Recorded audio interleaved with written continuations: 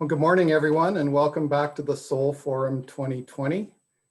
This is the breakout session on getting started with innovation. I really hope this morning's panel discussion has helped set the table for us to dig deeper into this topic, and I'm looking forward to what we'll learn together this morning. My name is Wally Thorson, and I lead corporate innovation at Platform Calgary. I'll tell you a bit more about myself and Platform Calgary in a moment, but first we'll just take a moment to get oriented while people are still joining the session on Zoom.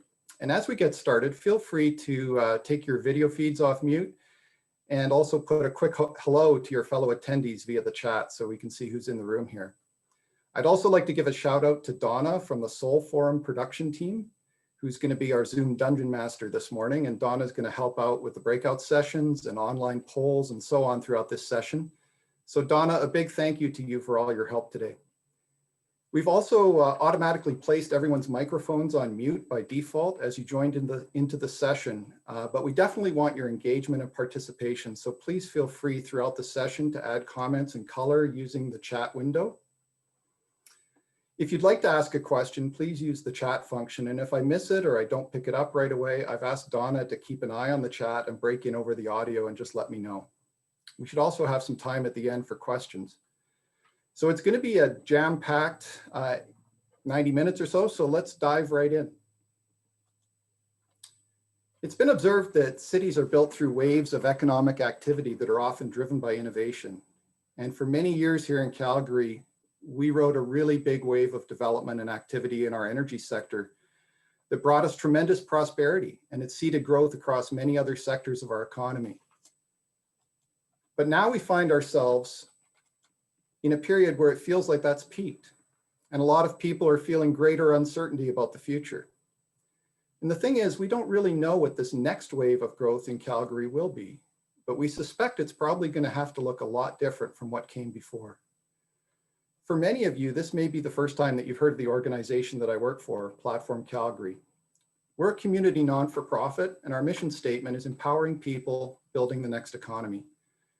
At Platform, we believe that the next economy will be an innovation economy, where a substantial amount of the growth and job creation will be created through startups and transformation.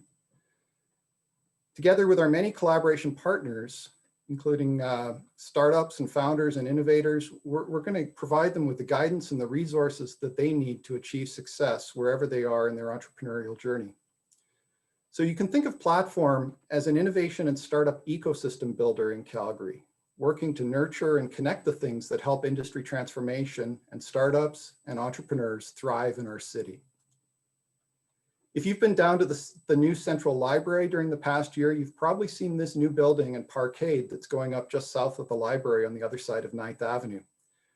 This is the future home of the Platform Innovation Center, which will open in Q3 next year.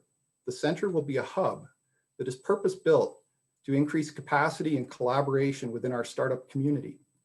Dozens of organizations are coming together to join us through programs and presence at the Innovation Center.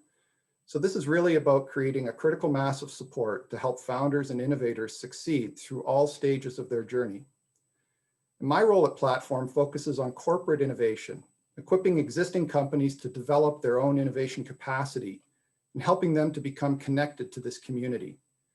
My own background is in engineering and product development. And prior to joining Platform, I spent many years working in industry in Calgary. So I'm really excited about the future that is taking shape for tech in our city. So with that intro, I'd love to start our conversation today with this observation, and maybe it's a flash of the obvious. Change is everywhere, and it sure feels like it's accelerating. Are many of you feeling change fatigue this year? Or perhaps a bit of apprehension about the future? Too much change can be a bit overwhelming sometimes, but maybe your attitude is bring it on and you'd like to see change come even faster. So change always comes with consequences for business. But how is that related to innovation? That's something we're going to be exploring today. There's a subjective aspect to change that's tricky. It turns out that your mental posture towards it really affects how you experience it. And disruptive change often challenges us to have to reframe our understanding of the world. And it may even challenge some of our core beliefs or values. And it can certainly cause us to react emotionally and adapt our routines and behaviors, as this pandemic has shown us. And I think that one of the reasons that we're seeing more polarization in society these days actually has something to do with how we all struggle to cope with change. We're all trying to reconcile new things that we're seeing and experiencing and fit those into our existing worldviews. And sometimes those pieces don't fit together. So when we see the world shifting away from something that in the past has worked extremely well for us, there can be a tendency to resist change, or even try to double down on preserving the old way of doing things. And we've certainly seen this play out in the conversation around the future of Alberta's energy-based economy in an increasingly carbon-constrained world.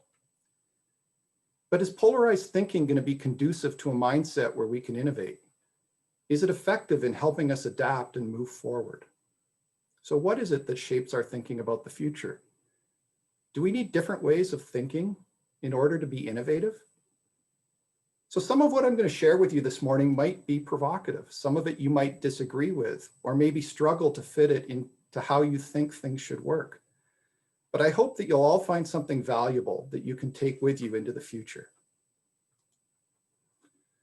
So let's dive in. I want to get started by coming up with a shared understanding of what innovation is. It's a word that we hear a lot these days, and it's become a buzzword that seems to pop up all over the place. And to me, it seems that people are using it to mean a lot of different things in a lot of different contexts. And I think that's one of the reasons we have a hard time defining it, and even more importantly, understanding how to approach actually doing it. And I like this picture. I want to use it and the next couple of slides as a stimulus to get us thinking about what innovation is, and maybe also understanding a bit about what it does. There's kind of a progression shown here. Could that progression itself be some kind of inherent characteristic of innovation? Each of these things ostensibly does the same job for us, but each one is solving some aspect of the problem differently, maybe better compared to a solution that came before, but also sometimes with unintended consequences. I want you to think also about the time intervals that have passed between each of these iterations. Is there also a trend here? You know, just as an interesting side note, I was curious how much energy is in a candle flame, and it turns out it's about 80 watts, but a candle only produces about 13 lumens of light. By comparison, the LED bulb on the right produces about 500 lumens of light, and it consumes just 7 watts of power. It's progress. Does everybody recognize this guy? Do you consider him an innovator? Maybe those of you that have your cameras on, thumbs up or thumbs down. Is Elon an innovator? But think about why or why not.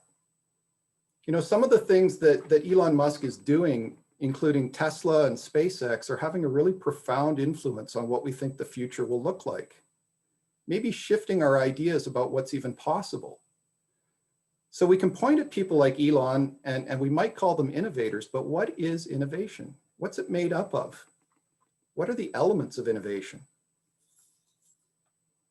A couple of years back, I remember being at an event and I was commenting on the speed at which SpaceX is accomplishing some really amazing things, and drawing a comparison between that and the pace of innovation that we see in Alberta industry. And one of the panelists that was there got a bit touchy about it, and he dismissed it and said, well, I hear you, but both Tesla and SpaceX aren't making any money. So how can you call that effective innovation? And I was like, yeah, I hear that too, but he's going to get us to Mars. Isn't that worth something? So it seems that even the mindset that we use to evaluate innovation influences what each of us sees or concludes. I think that's pretty interesting. Here's a quote from Elon Musk that perhaps can help us get closer to an innovator's mindset. And it runs a bit contrary to the way we're taught to think about business, doesn't it? Is failure an option in your job? Do you show up every morning motivated to embrace failure? Or instead, do we end up bringing a sense of antipathy and fear towards uncertainty and risk? And does that perhaps keep us from taking the initiative that might lead to breakthroughs? So with that stimulus to seed your thinking, I'm interested in learning what innovation means to this group today. And we're going to get there by building a word cloud together in real time. So what I want each of you to do is go to the chat box and open the menti.com link that Donna is going to paste in the chat window. And when you have that link open in your browser, I want you to just type in 3 words that best describe what innovation means to you. Each word can represent some different aspect of innovation that you think is important, but just enter 3 single words, no sentences, please. And this is a really fast exercise. We're only going to give you about 30 seconds to do it, so don't overthink it. Just type in the 3 words that first come into your mind, and then we're going to see what everyone has created together collaboratively.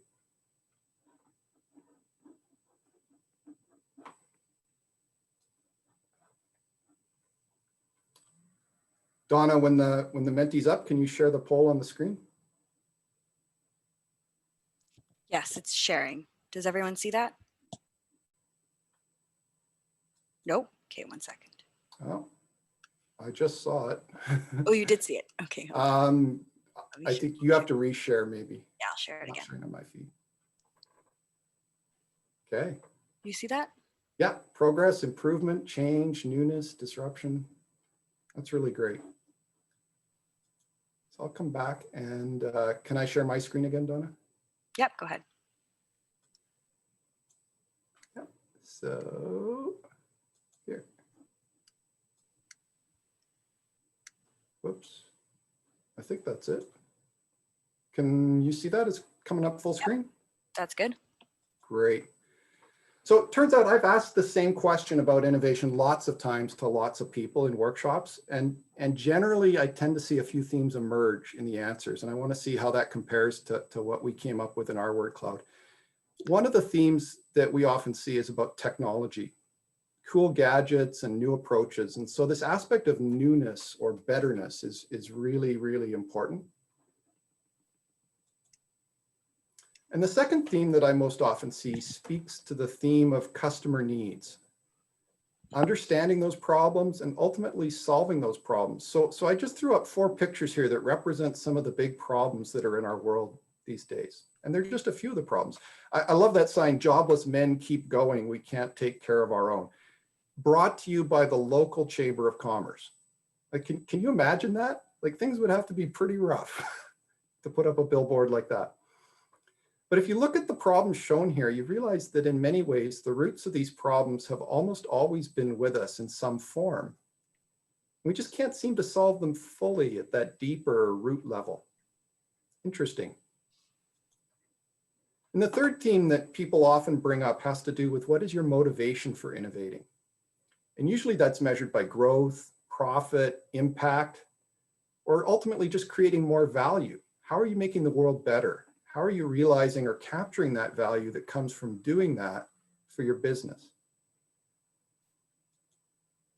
So if I was to just combine and summarize those 3 core themes, we get a definition of innovation that includes doing something new and better to solve an important problem, and in the process, creating impact or value that has some staying power. Does that sound good? But there's a problem with this definition. And the problem is this. Most of the time when people set out to do this, it doesn't actually go as planned. We have ample data that about 80% of startups and almost the same percentage of corporate innovation consistently fails. And by fail, I mean that it never even makes it to market, or if it does, it doesn't survive long enough to scale, have impact, and provide a meaningful return on investment.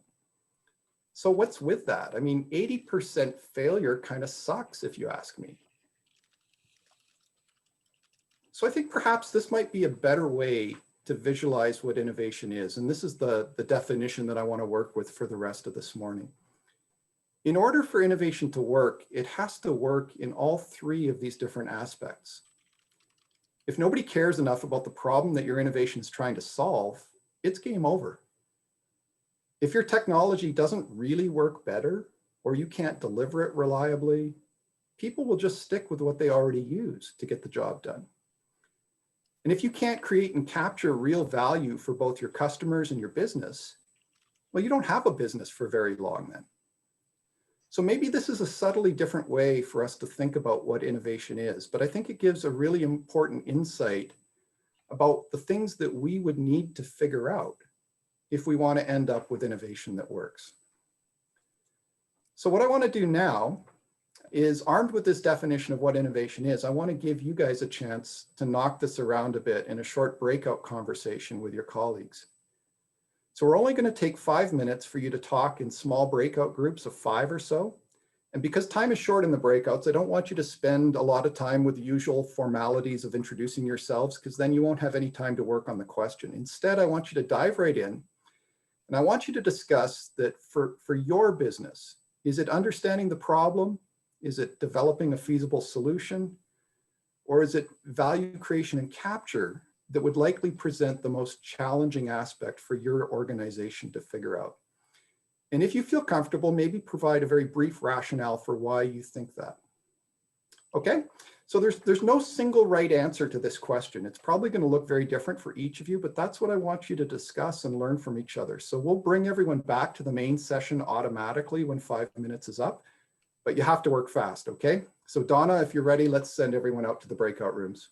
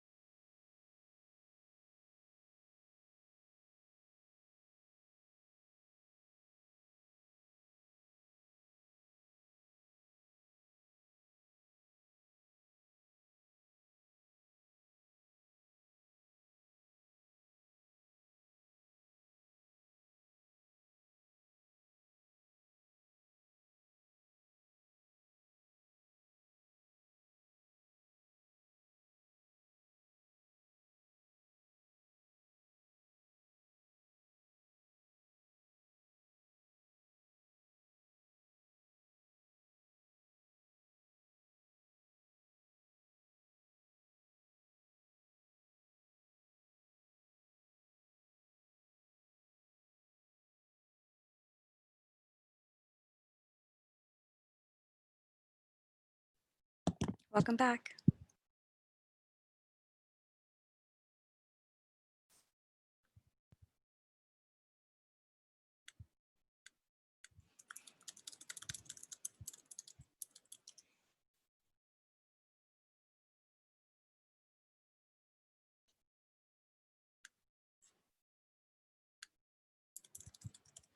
Sorry, I was on mute there. Can everybody see the screen again? Yep, thanks. Great.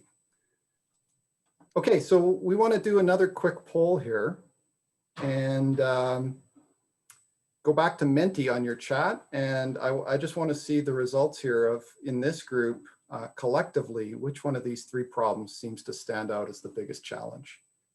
So Donna, when you get the poll results, maybe you can just talk to them over the audio. Yep, so I'm going to launch the poll on Zoom. So everyone should have a polls window that pops up, and then you can answer the question, which aspects of innovation do you think presents the greatest challenge for your business?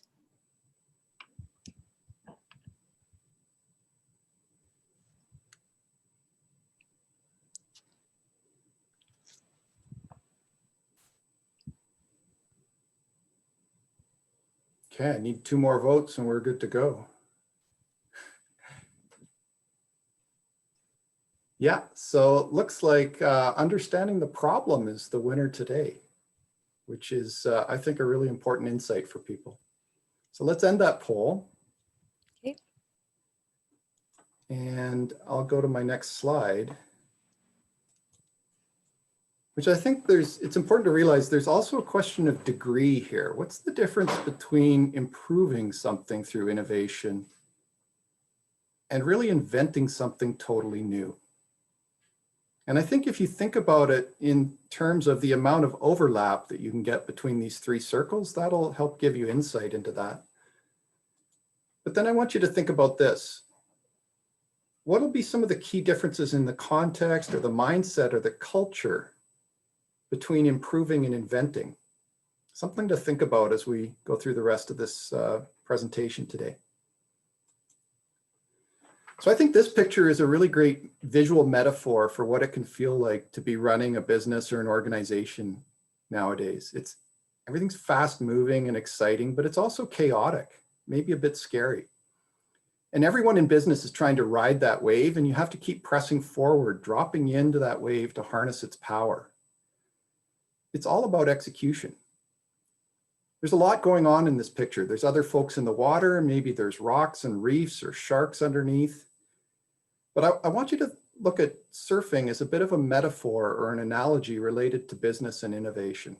I don't know if any of you have ever tried surfing or maybe taken a lesson at some point in your life, but it can be trickier than it looks.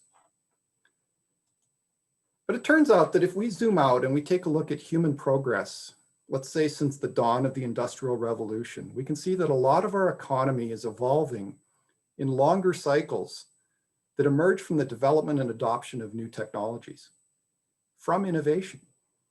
So this image tries to depict some of the main waves of innovation that have come at us over the last 250 years or so. And when each of these waves came, it created opportunities for the economy to grow. But something else happened, which is that as the new innovation came in, very often it would disrupt or displace something from an earlier wave. It's the march of progress, right? So think about how steel began to displace iron, or how mass production of cotton displaced wool, or how steam engines displaced water power, but in turn were displaced by the internal combustion engine. So you can see that the major innovations tended to come more slowly in the 18th and 19th centuries, but then starting in the 20th century, the pace of technology development really starts to pick up. And then in the last 25 years, the arrival of the internet has triggered a massive acceleration in both knowledge and growth. But that creates a new challenge for us. And that new challenge is that faster change means shorter business cycles, which means faster disruption. Business life expectancy is actually shrinking.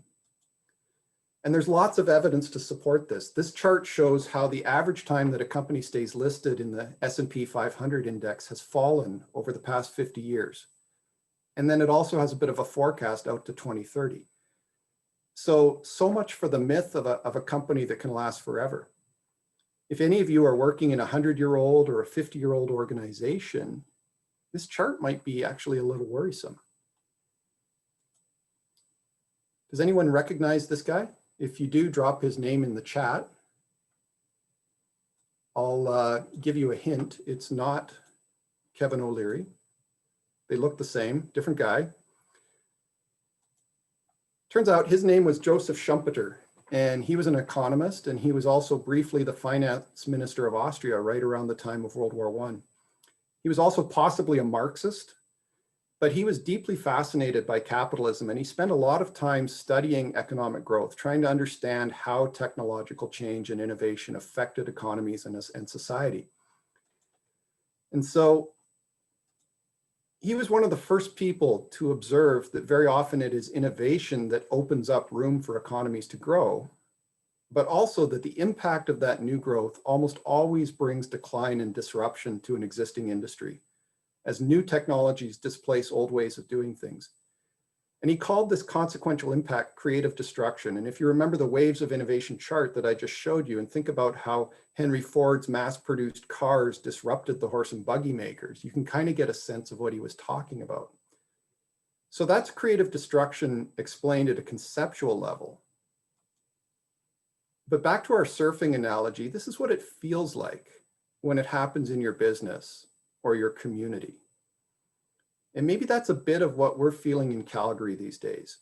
We're being swept along by very complex and dynamic market forces of a global energy transition that's affecting the whole economy in our city. And we're also trying to adapt to new business realities brought on by a global pandemic that no one was prepared for. It's hard. And the poster child for creative destruction that I think many of you are familiar with is, of course, Kodak. Everybody understands how, at some level, their core business was swept away by digital photography and the iPhone. In the innovation world, you might even call that a Kodak moment. And it's a cruel twist of irony that it was actually Kodak's own engineers who invented much of the digital camera technology that led to their decline and eventual bankruptcy in 2012. And part of the challenge for Kodak management was they viewed themselves as being in the film business. And as a company, they weren't able to pivot their business strategy to just be about the job of capturing images rather than being about selling more film. But it wasn't just this inability for them to pivot. In the end, it was the fact that their customers left them behind.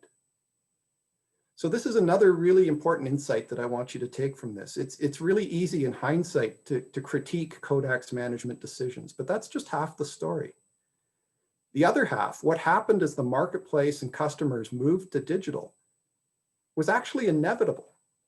And in many ways, it was independent of Kodak's actions. So there's a takeaway here, and that's the importance of always being attentive to and observing what's happening outside the four walls of your business. The answers to the change that's happening out there are never going to be found inside your own office. You have to get out of the building to see it emerging. You have to get outside to feel the change that's happening. So I want you to recognize what's happening here. The inconvenient truth in all this is that for all businesses, there's always another wave of change and creative destruction that's coming. And we just happen to be living in a time when the waves are going to start coming at us really, really fast. And digital technologies and the internet are a huge part of the reason for that. I love this quote by Mark Andreessen. He says, "Software is eating the world." It sounds kind of creepy, doesn't it?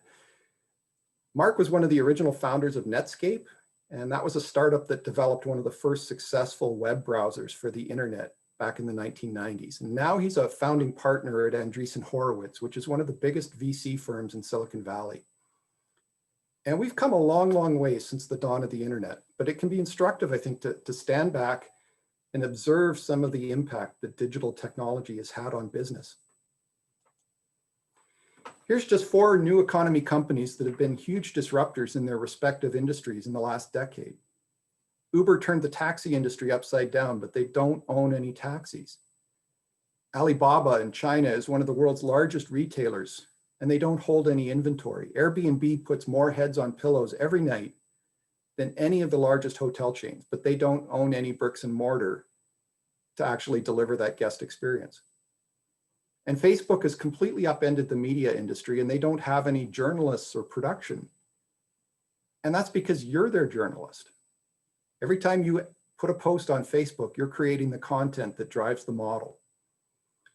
So for all of these companies, a key part of their disruptive power was not actually so much their technology, but it was how they leveraged existing technology to exploit a new business model that was more effective for them at creating and capturing value. And they used these new business models to disrupt the existing value chains. And it took very, very little capital for them to do it because it was all virtual. So there's another really important takeaway here, that if you want to learn to become a disruptive innovator in the age of the internet, AI, and the fourth industrial revolution, then it's also very, very likely that business model thinking is going to have to become a critically important tool for your leadership and innovation teams. So this innovation thing is suddenly way more than just about technology all of a sudden, isn't it?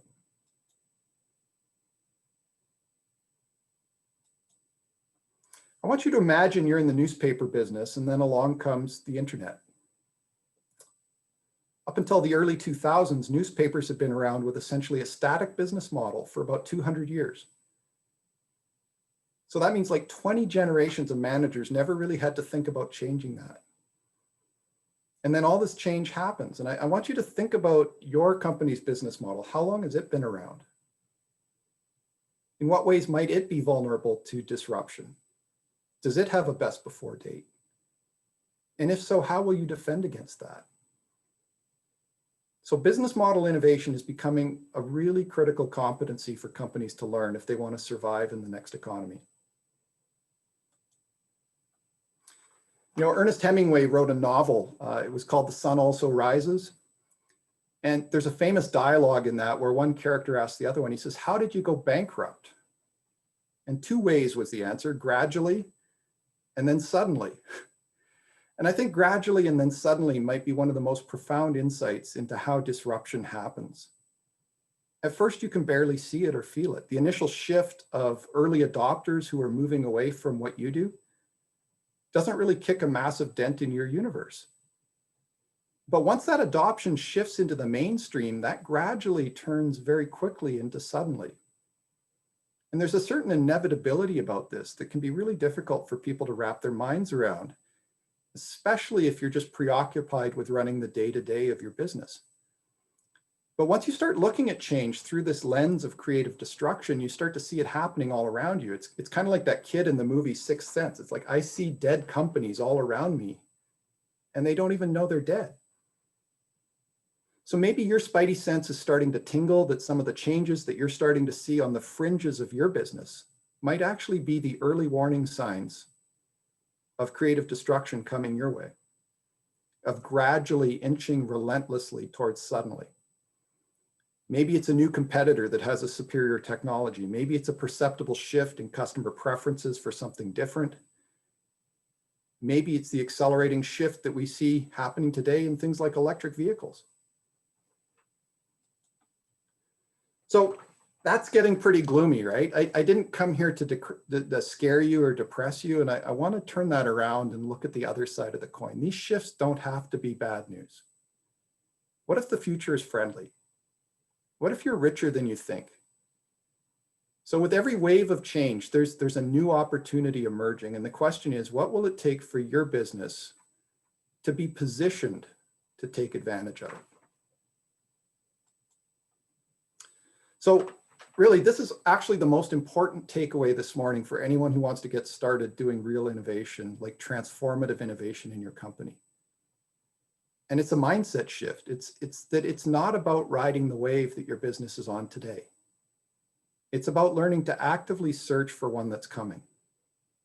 And this mental shift in your posture towards searching versus executing, I really think this is the keys to the kingdom in innovation. There's a way of working in this searching posture that's massively different from how most businesses operate. And we're going to be talking about that in a minute. But this is the difference between executing for today versus searching for tomorrow. And they require completely different mindsets and cultures and ways of working. And I think this also explains why startups like Tesla or Shopify or Uber or Facebook are so successful at disrupting the established order. It's because they don't have an existing business to look after. They're not handcuffed to anything. So they can be all about figuring out what those next waves might be. So some of you are probably familiar with this consulting firm called McKinsey, and they have a model for thinking about innovation and growth called the 3 horizons. And I think it dovetails nicely with this surfing analogy that we've been working with. The basic premise of this model is that your existing business model and your offerings are destined to eventually fade away to irrelevance because of this creative destruction process that we just talked about. And that's represented by the black colored line on this chart. If you simply did nothing to adapt and evolve the business you have today in response to all the changes that are happening around us, eventually it's your customers that find a reason to move on. So this black curve of your current business is what McKinsey called Horizon 1. But here's the thing, you can do a lot of innovation even here in Horizon 1, and most of that is what we would call efficiency innovation. It's about extending your business's core capabilities, lowering your costs, improving throughput, that kind of thing. And Horizon 1 is where most businesses spend the vast majority of their resources and their capital and their management focus. It's surfing the wave that you're on. It's execution. And this is where incremental innovation thinking lives. Remember that improve versus invent that I showed you from the 3 circles definition earlier? Horizon 1 is often just incremental thinking to get a predictable but modest improvement in what we do today. Now, Horizon 2 is something different. Innovation here is about building purposefully for new things that could create new growth. And this is innovation work that is responsive to changes or opportunities that you see outside of the things that you're currently doing. It could be innovating to pursue opportunities that are adjacent to your existing business, maybe new markets, new products, new business models that kind of build on what you already have. But what I'm trying to get at is that innovation here leverages knowledge and insights or assets that you already possess or can access through the community. And these things form a starting point to move your business into the future. So Horizon 2 is a starting point to go somewhere new and get new growth. And finally, Horizon 3 are those things that from the point of view of this present moment, they're really just barely emergent. We can't see them very clearly because they're still a ways in the future. But these tend to be the truly disruptive ideas and things that we can be exploring now to see how that might open a door to some really new important insights and breakthroughs in the future. But the thing that's different about Horizon 3 innovation is that almost all of the learning that you get here comes through experimentation and through failure. It comes through the unexpected. It doesn't come because your initial idea was brilliant. Horizon 3 work takes an incredible amount of humility, a lot of observation of the problem, and a relentless willingness to try to get things through rapid experimentation. So innovation in Horizon 3 is like super challenging because the odds of failure are actually really high. But there's another way of looking at it that I hope will get us to a key insight. Maybe we could call this the 3 horizons reloaded. And we touched on this briefly in our panel discussion this morning. And I think it speaks to one of the big problems that many CEOs in Calgary are facing this year. So this slide portrays that same 3 horizons concept. But instead of thinking about it in terms of time horizons or core versus adjacent businesses, I want you to think about it in terms of your business as fit for purpose in a changing world. How does your solution fit the problems we have and how your business model creates value? So the red curve here is your current business. Eventually, it is losing its relevance because the world is changing. It's the gradually then suddenly stuff. Sometimes you see it coming, sometimes you don't realize that it's happening until it's too late. And the blue curve and the green curve represent horizons 2 and 3, and they're about helping your business find new growth and climb up towards increasing fit for purpose in a possible future world. But from our point of view today, that's still in the future. Neither of those things is really a sure thing. They're only possibilities. And when you look at the 3 horizons this way, you can see that it's actually describing a sort of a knowledge problem. Horizon 1 is still about innovation in and for your core business, lowering your costs, increasing production and quality and all that stuff. It often has technological uncertainty, but usually your reasons for doing it are fairly well understood within the company. So you could say that this is a space that's known to you, right? You know what your core business model is, you know who your customers are and all that stuff. You don't have to do a lot of searching to figure that out. So this is the most common kind of innovation that established companies work on, because Horizon 1 is what pays the bills, right? It's the cash cow. It's where today's jobs are, maybe where they were. But think about this, innovation here isn't about trying to hasten transition. It's actually about trying to extend the runway and defend the core business against the forces of disruption. So when you look at it this way, it's really important to realize that there's two things that Horizon 1 innovation can't do very well. And the first is it can't really protect your business from new external disruption threats. So think of that Kodak moment we talked about earlier. Being more awesome and more efficient at what you do today doesn't really keep customers from leaving you if they think there's something better for them out there. Think about the forces of change that are motivating people all around the world to consider switching over to an electric vehicle. And you'll start to understand why this is a wickedly complex problem for Alberta's energy sector. The second thing about Horizon innovation is that it can't do very well is it can't really help reposition your business for a different but more viable future. And in a time of rapid change, this is a really important insight. So Horizon 1 innovation, I'm not knocking it, it has value, but it also comes with a kind of opportunity cost, because if you're not careful, it can really distract you from building tomorrow's world. And sometimes it can be really hard to know how long you can ride that Horizon 1 wave.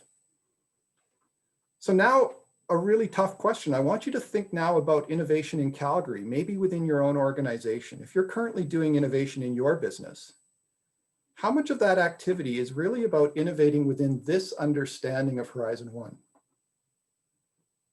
And I want you to think also about the possible differences in mindset between doing Horizon 1 innovation versus Horizon 2 or Horizon 3. To do Horizon 2 and 3 innovation effectively, your company is going to have to start learning how to think very, very differently about uncertainty. And also have some kind of inkling of what this viable future is that you actually want to build towards. So maybe that's a new take on Horizon 2 innovation for some of you. It's more than simply adjacent markets or products. It's actually transition innovation. Innovation that helps reposition your company and helps you learn faster about an emerging future. It's a way to get started towards that future. And that brings us to Horizon 3, which is, you know, to use the Donald Rumsfeld, it's where the unknown unknown lives. And this is where the possibility exists to accomplish really transformative things that will ultimately best fit the future world that's coming at us. So the thing about Horizon 3 is that it's really, really hard to imagine those ideas when you're sitting inside your company with a pile of Horizon stuff on your Horizon 1 to-dos on your desk, right? All the signals and all the insights that you need to get that new idea are outside of your building, not on your desktop.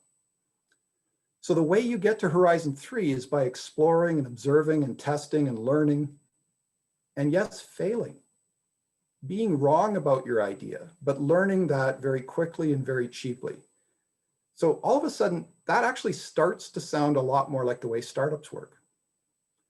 So I hope that this leads us to a real insight about one of the reasons why corporate innovation is so hard and why startups often end up being more effective at innovation than established companies. And the insight is this: the on-ramp moment for innovation that needs to happen inside companies that are at risk for being disrupted actually comes down to kind of an existential question, right? It's should I stay or should I go? So think about the crossroads moment that we're in at Calgary right now, and have some empathy for all the CEOs in our city who are really wrestling with the future direction of their companies or their industry. This is a very real dilemma for them about innovation. But I want to offer up this, that innovation in Horizon 2 and 3 is actually a true expression of strategy, because this is what provides companies the pathways to get past creative destruction, to get to that more viable and sustainable future. So where does that framing of innovation bring us? To me, it kind of reminds me of that famous red pill, blue pill scene in the movie The Matrix. If you take the red pill, everything changes. right? You see the world for what it is, but if you take the blue pill, you wake up the next morning and you forget that we ever had this conversation. And I think there's a parallel turning point moment that needs to happen in executive teams if you want to get buy-in and support to make the changes that are needed to really pursue innovation in your organization. And I hope by now you can see how truly transformative innovation has to require a different mindset and skills and behavior than what is usually the focus in Horizon 1. So this isn't just technology or something that your procurement team can go out and buy for you. It's not simply having a suggestion box. You don't just wake up one morning and flick a switch and all of a sudden your company can make a right angle turn and start doing something totally new just because someone had an idea. Innovation capacity has to be committed to, and it has to be nurtured in order for it to emerge inside your company's culture. And that often starts with this acknowledgement that to do innovation beyond Horizon 1, companies just have to get way more comfortable with uncertainty. So what I'd like to do now is just send you back into breakout groups where hopefully you can talk about this a bit and think about where your organizations are at in their innovation journey. Has there been a red pill, blue pill moment where your company leadership has come to grips with the growing imperative for disruptive and transformative innovation? Or is that really just more aspiration than reality? Are you still stuck on Horizon 1? Or maybe your organization's already past that, and in which case I would ask you to maybe share with your peers how your company got there, right? And where you're at now on that journey. Or maybe you just want the blue pill. You want to wake up tomorrow and forget that we ever had this conversation. And that's okay too. You know, it's not necessary to change. And as we saw earlier in that chart from the S&P 500, you know, corporate survival is not mandatory. So talk it through amongst yourselves in small groups for 5 minutes, and then we're going to come back together and do another quick poll. So Donna, if you could send people out to breakout groups now, that would be great. Thanks. Yep, please join your rooms.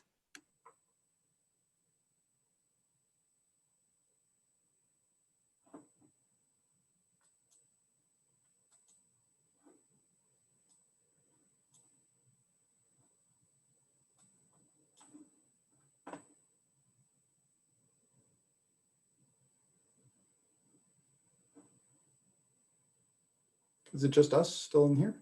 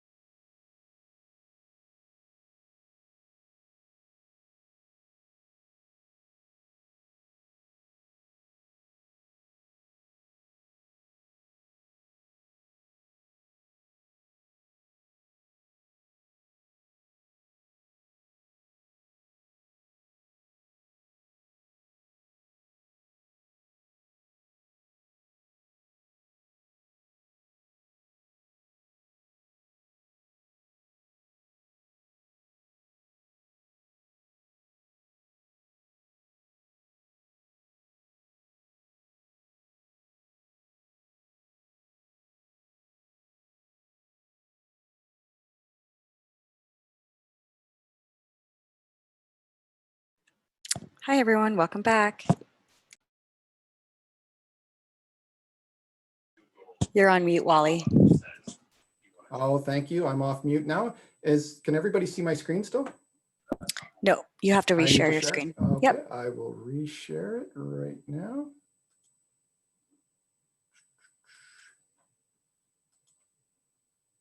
Okay, I think you can see that now.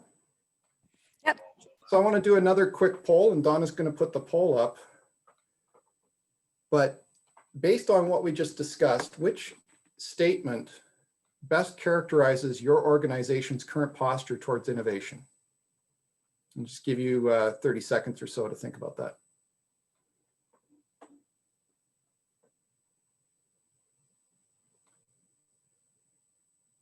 Okay, so I'm not asking for your view, I'm asking for your organization's view.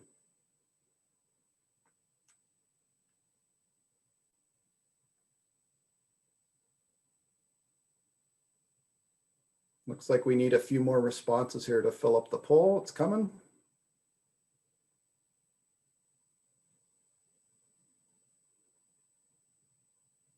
Okay, so it seems like a lot of people are like, we've already took the red pill, which is great. So I want to talk next about what do you do? So let's start paddling out. Let's assume it's the next day and you've decided as a business to swallow that red pill. You managed to get everyone in your executive team on board and everybody's fired up now about transformative innovation, right? So what comes next? And now we're focusing on finding that future fit for the business, innovating in Horizon 2 and 3. So inside your organization, I think there needs to be a growing understanding that this is the true aim of innovation, right? How do we develop scalable new ideas that keep our business relevant, that drive new growth into spaces that we're strategically choosing to explore, to play in, because that's where we think the future is. So all of a sudden that starts to sound a lot more like high-level business strategy than simply being creative. But it's a fundamentally different kind of strategy work than simply the day-to-day work of managing the business. So you have to recognize you're actually paddling out into uncharted territory. So there's another challenge here, which is if you accept that those waves of innovation are speeding up and business cycles are shrinking, how do we work faster? How do we work differently? Everything moves at web speed now. So speed of learning is what's going to give us our competitive advantage. And I want you to remember, this is a knowledge problem that we're talking about. So there's 5 things here that I think are really matter a lot if you want to be effective with innovation. And the first one is strategic intent. It's the red pill decision in your leadership team. And don't underestimate what you're getting into or what it will require in order for the organization to really start working differently. This is a huge change management and culture and people challenge, and it doesn't happen without a plan. The second thing you need to work through is nurturing the mindset shifts in the organization that need to happen in order for your company culture to adopt that searching posture towards the future. And that can be really hard for companies that traditionally have had an extremely strong focus on execution and operational excellence. Behavioral shifts tend to lag the mindset shifts. So once your teams begin tackling the strategy and mindset needed for innovation, how are you going to reinforce the behaviors and the new ways of working that actually support the work? What new processes and frameworks would you need to develop for innovation? And then the last 2 things I think are a bit more concrete. What are the specific innovation skills and tools that can help your teams the best? Are there best practices or methodologies you can adopt? And what supports and connections can you tap in outside of your company to help you on this journey? So one of the really interesting changes that we're seeing in the last 20 years or so is the steadily increasing importance of the role that startup companies play and that startup ecosystems play in corporate innovation. And since we're all going through this massive shift together in Alberta, are there ways that businesses can get there faster by collaborating with startups? So just these 5 things are already a ton to take in and build if you're starting from scratch. So it can feel pretty daunting at first. And for a lot of organizations, the biggest challenge is finding a way to balance and resource innovation activity alongside your day-to-day business.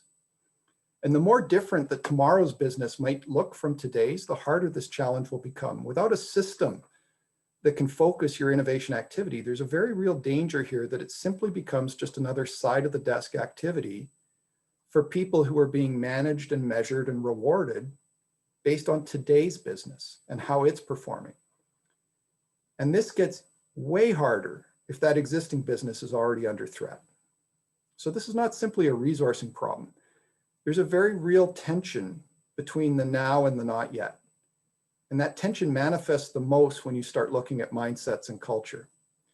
So we're going to go into another breakout session. And for this one, because the question is more complex, Donna has posted a link in the chat window that you can go to, and you can click on it and it will open up this slide on your web browser in another window. What I want you to do now is talk with your peers about what you think some of those mindset and culture paradoxes might be. So we're going to send you to breakout rooms where you can explore this together for the next 10 minutes or so. And I'll be popping in and out of the breakouts to hear what you're thinking about and answer questions. We're going to take a bit longer on this one. So we want to give you about 10 minutes to discuss this question in your groups. And I'll be in and out of the rooms. So if you have any questions, you can either bounce back to the main session or just wait for me to drop into your room. So we'll see you in a few minutes. Thanks.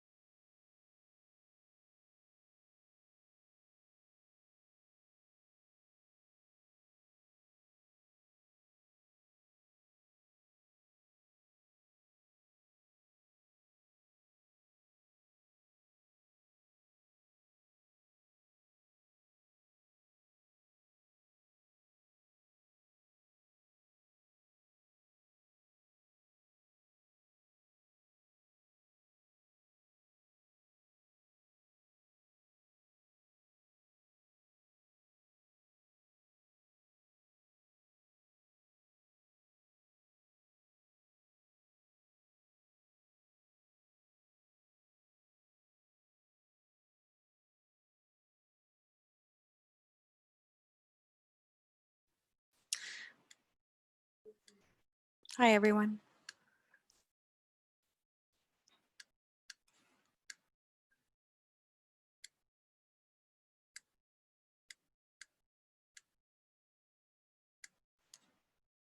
Is Wally back here? Yes, I'm back. I got lost in cyberspace. I got chucked into another meeting room, but I'm back now. So yeah, we're on the home stretch now. I'm just going to share my screen and get back to where we were. Can everybody see okay? Yep. Great. How's everybody doing? Doing good? Good. So what if doing innovation is actually easier than you think?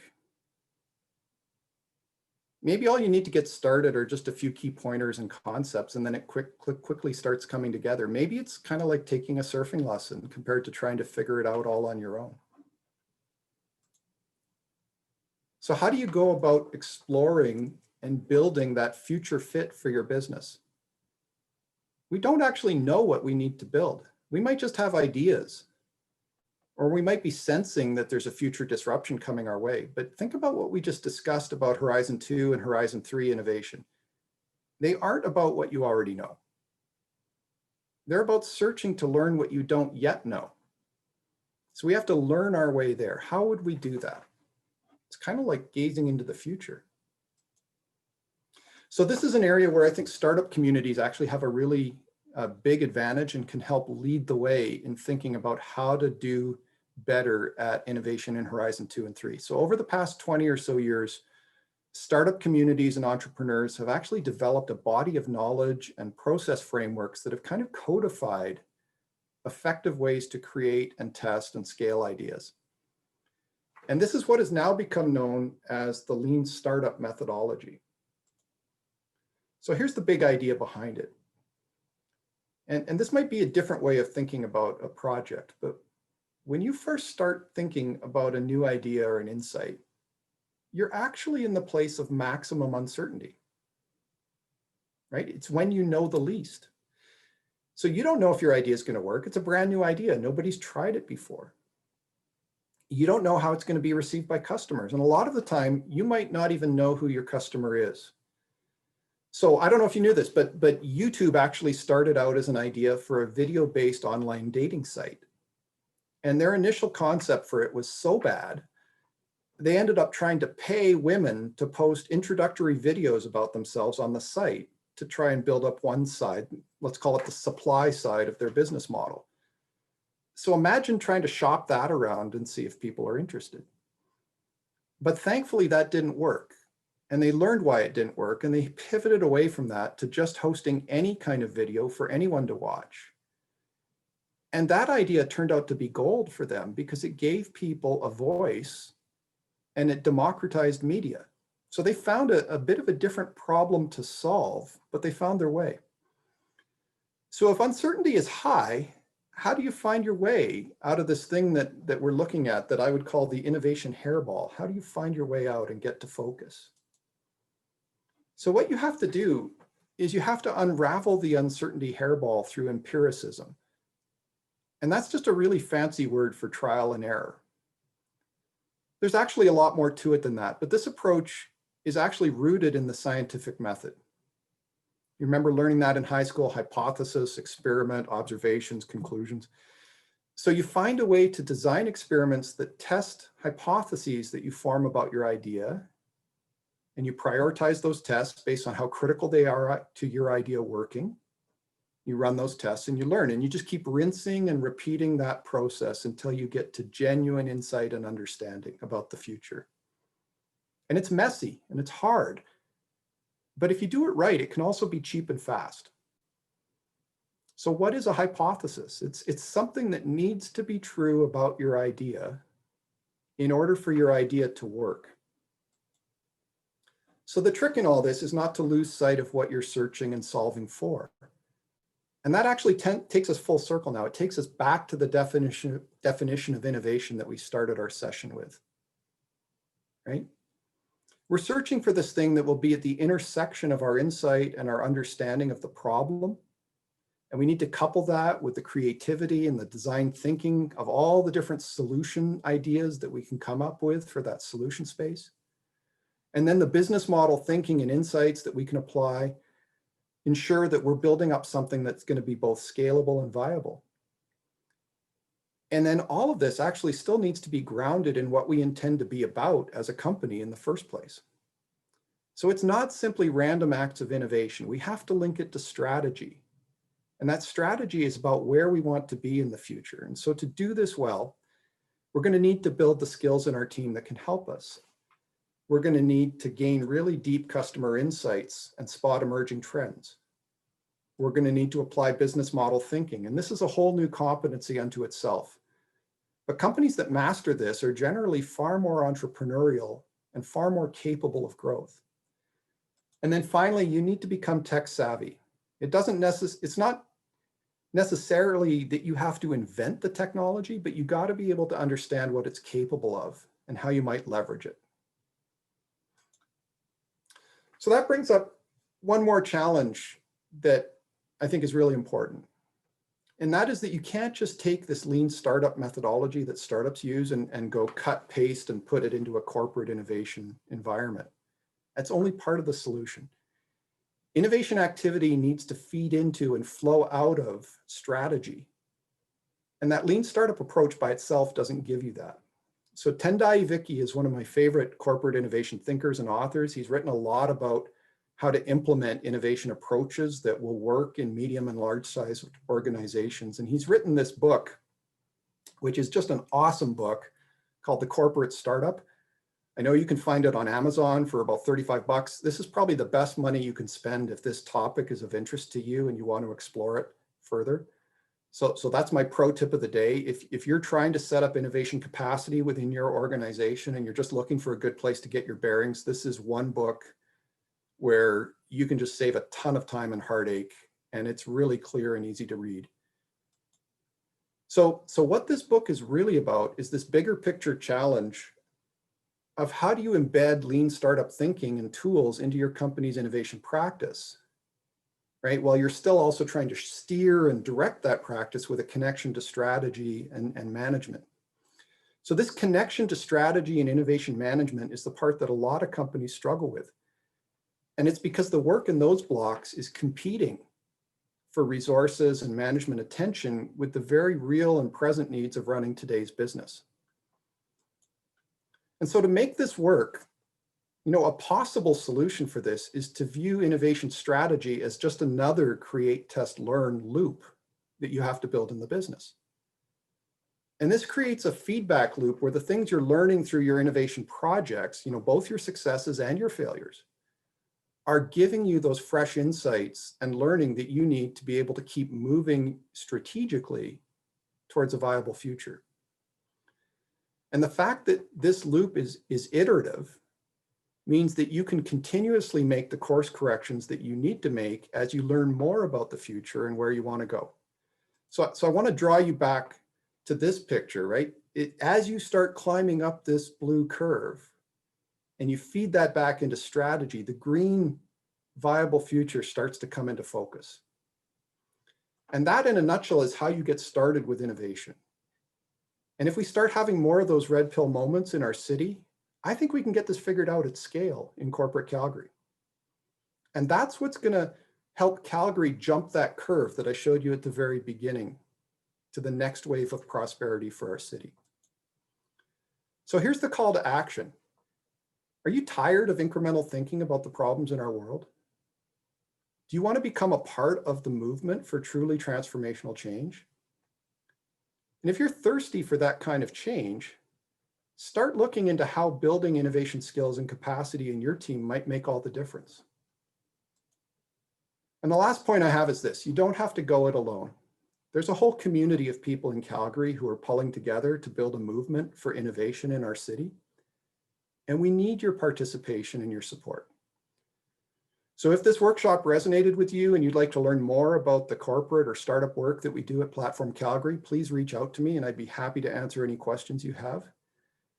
But before we wrap up and take a couple questions, I just have two more things I want to say. The first is this quote that's been attributed maybe to Yogi Berra occasionally and sometimes to Albert Einstein. Nobody's quite sure who said it first.